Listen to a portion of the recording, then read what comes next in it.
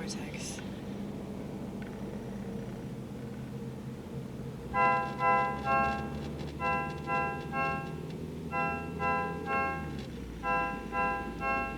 Looking around me, I would expect everyone to be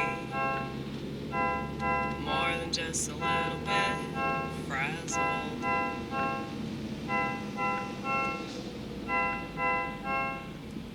Which I guess is why I live in my head, 'cause I can't expect to consistently be bedazzled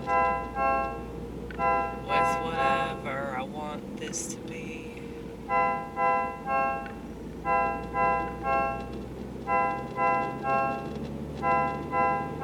And I am somewhat shocked by the fact that most people don't realize they can do all that, so they do what they're told. Who knew that talking to yourself would be so bold? But it is. There's a lot of stuff that shouldn't be what it is.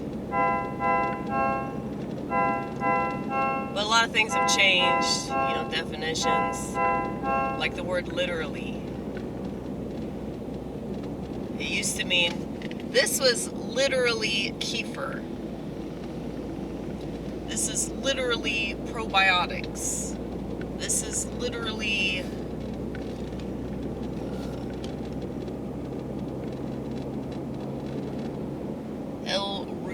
that's a really good one, apparently. That's like the best one. And it's not in all of them, so you gotta check. You gotta read the label. Do something weird. I'm assuming if you drink kefir, you probably read labels. I don't think they're fucking with this, because this is just too healthy for most Americans to consume. But anyway. So the word literally no longer means matter of fact. This is literally kefir. I could say this flip phone is literally whatever I want it to be. So, what's a better example than that? Because that's not a very good example. That's not an example at all. I'm just talking shit.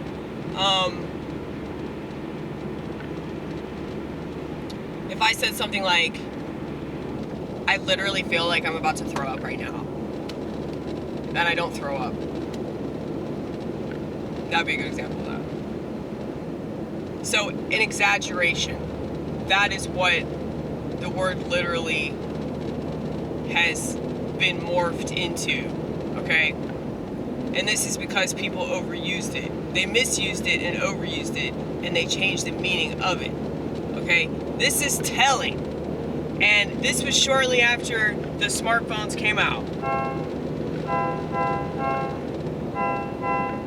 And I know that I'm not the only one that noticed that there were a lot of people, mainly women, misusing and overusing that word. But I noticed the timing, though.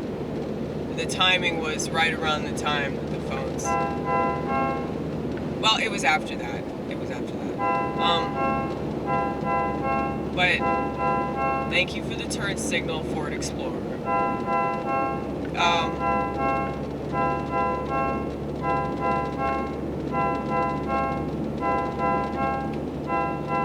But the reason I brought that up was to illustrate that if the word literally changes definition, what does that mean for the rest of culture and language and human behaviors? And I was thinking about how when you're in a relationship, you idealize that person. That's what makes you sick. Literally.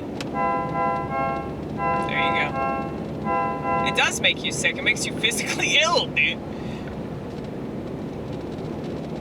Thank you for the turn signal, Tahoe.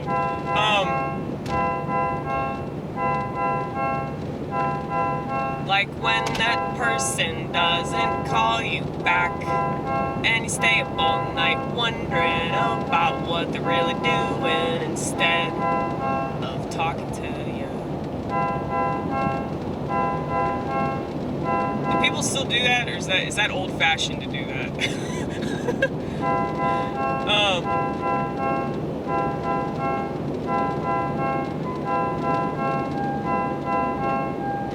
Thank you for the turn signal, Dodge Charge.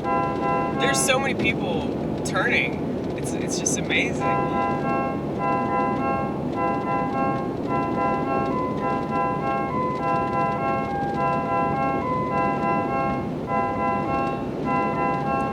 So, when you love someone, or you really, really, really, really like someone, you tend to think about all their positive attributes and maximize them.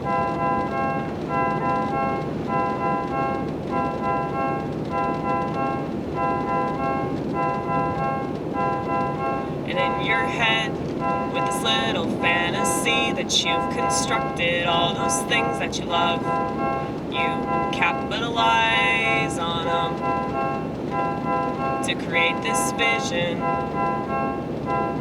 Like, we're gonna get married and we're gonna have children and we're gonna live in this house and we're gonna fuck a lot.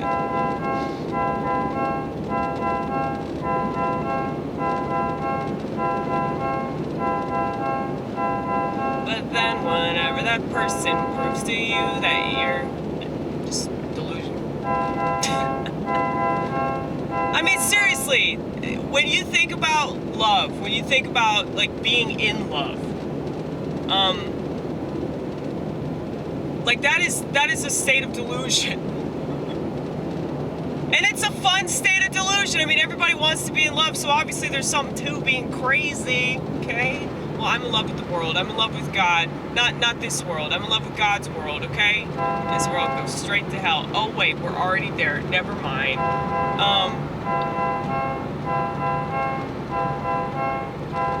But, you know, whenever you have this idea of somebody and you're so fixated on it, nobody can take you from it. And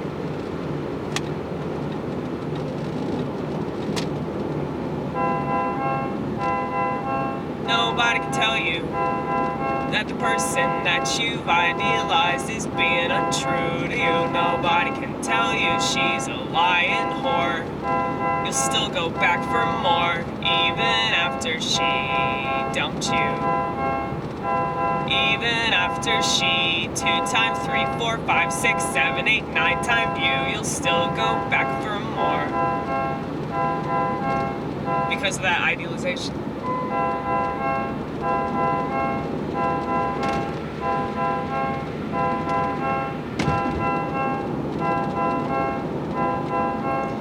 But if the relationship turns to shit, as it often do, all those things that you pretended you didn't notice, they'll come back to you.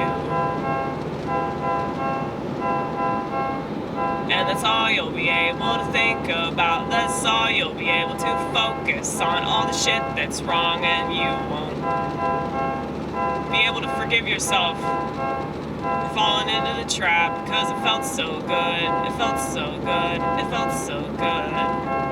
It's like a bear trap, but for your penis.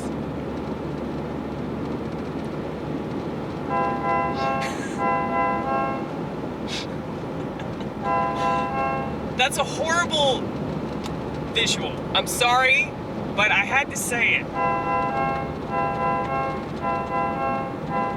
Maybe if people had that visual, they wouldn't do it.